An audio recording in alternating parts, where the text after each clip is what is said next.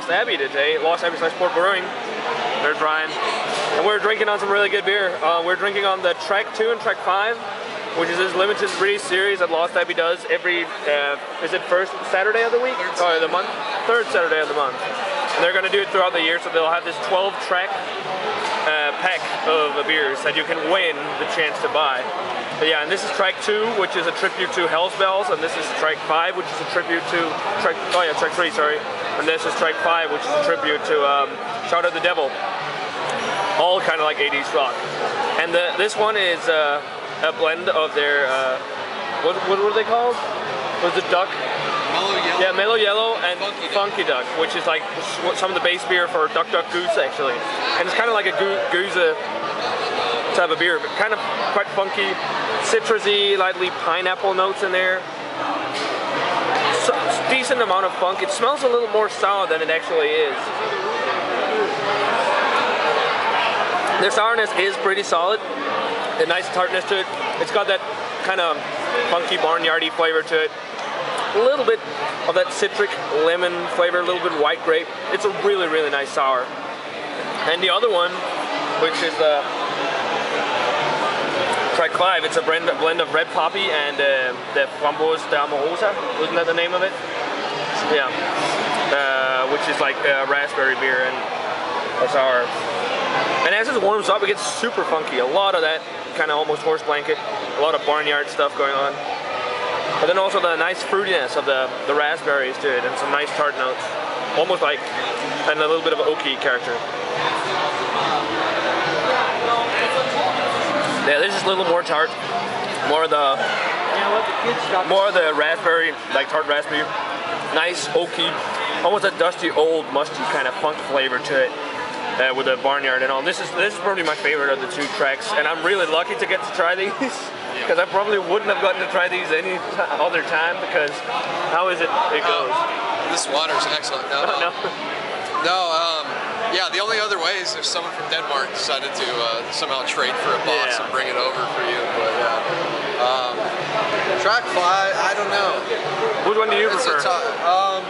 Probably Track 5. Yeah, me too. Fruit character adds an extra layer of tartness to it. Yeah. And it's a good funk character.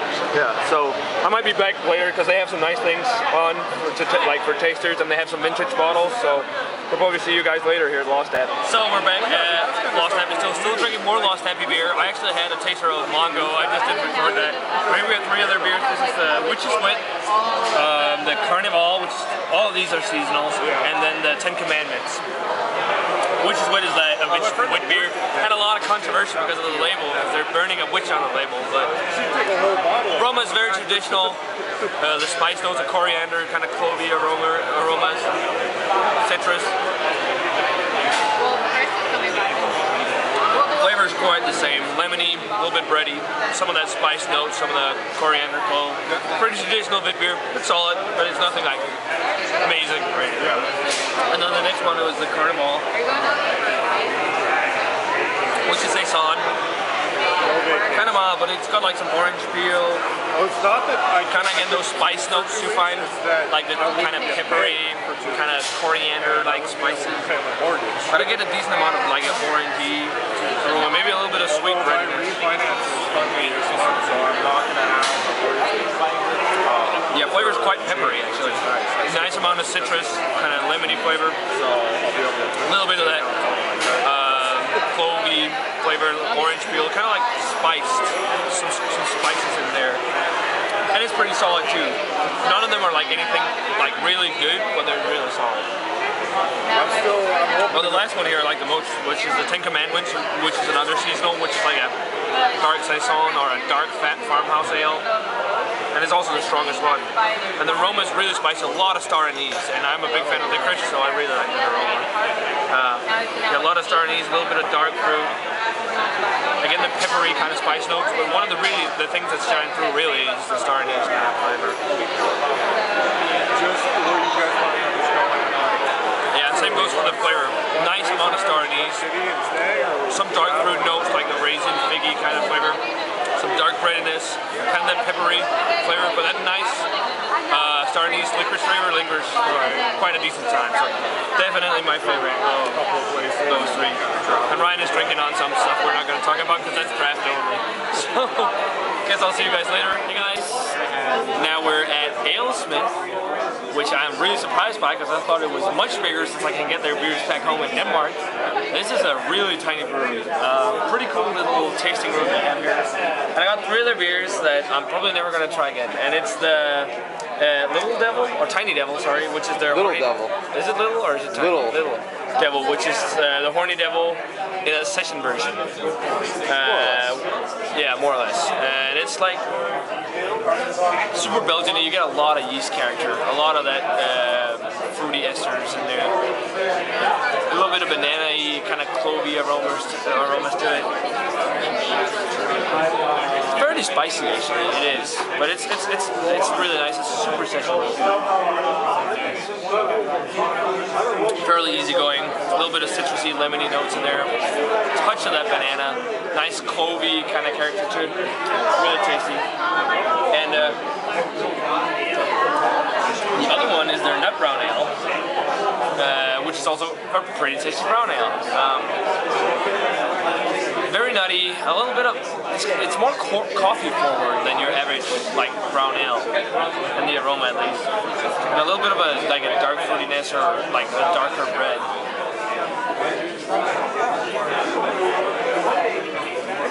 Yeah, flavor like basically follows the nose. Very nutty, some of the coffee notes, toasted maltiness and all. It's really tasty, but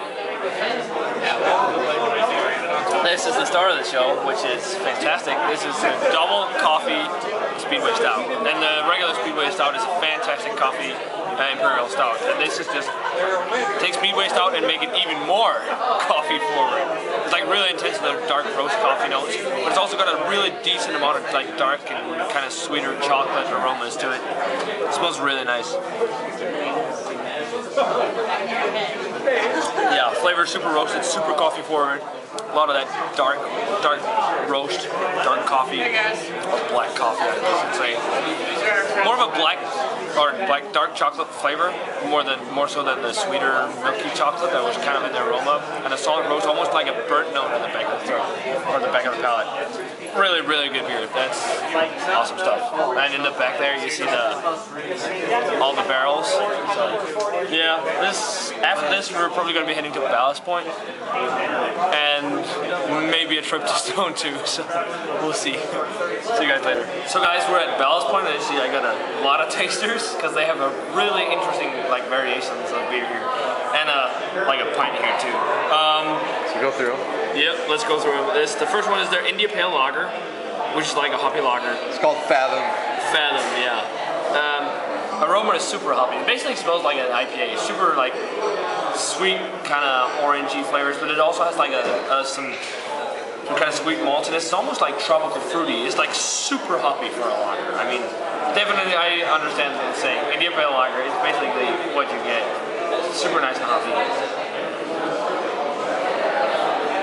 Flavorful, not too bitter actually, but flavorful is the nose. Nice grapefruity, kind of orangey, citrusy fruits, almost on the way in tropical fruit, but it also has like a sweet malt backbone to it, which is quite nice. The next one is Sculpin, and this, I had that for the first time not too long ago, and the aroma on it, that was in the bottle, the aroma on it isn't actually as intense hoppy as the Fathom. I don't know if this is a not so fresh batch, but it's different. It has the traditional kind of West Coast aromas. Like again, grapefruit, sweeter citrus fruits, maybe a little bit of pineapple in there. More of the bright citrusy fruits.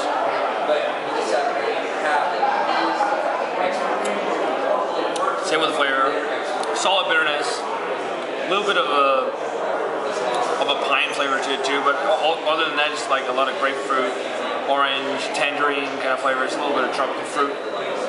Next one, we don't have any water here, unfortunately, but the next one is the Tongue Buckler, which is like the Imperial Red they just released not too long ago.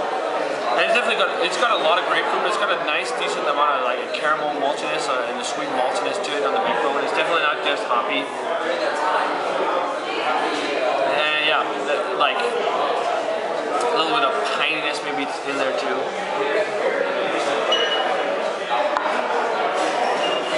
Flavor is really nice. It's really bitter, super bitter.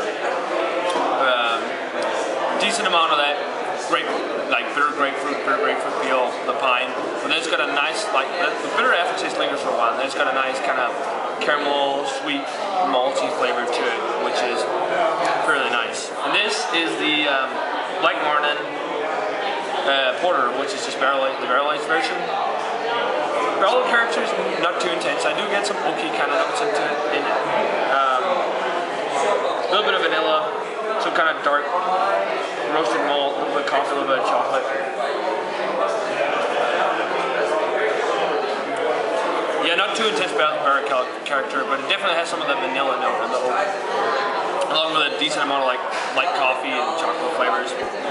Next up is probably one of the most interesting beers I've had during the time in San Diego. It's the Indra Canindra, which is a stout made with the spices used in curry, which sounds very weird in a beer, but yeah, like the first thing you smell is like that curry kind of aroma, like kefir and lime.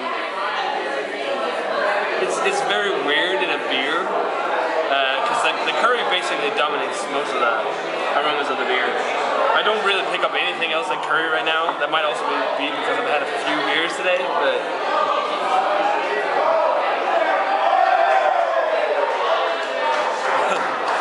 first flavor as you take a sip, you get a little bit of dark fruit, but it goes into a lot of lime and kefir flavor.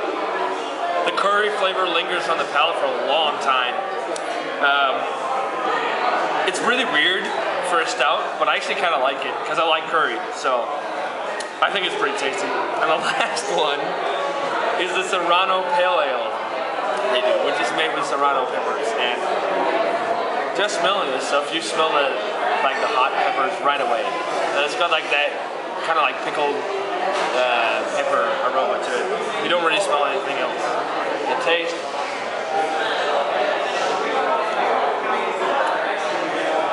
That's not too bad. I thought it would be worse than that.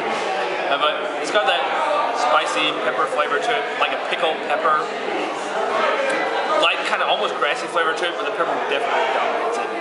So that does it for Ballast Point. A lot of beer. I don't know if we're going to record any more today. Maybe at Stone, we'll see. I think this might be it because I've had a lot of beer today. My palate's getting pretty good. So yeah, guys. Guess I'll see you tomorrow. We're going to get out trying some other good San Diego stuff, specifically going to the brewery.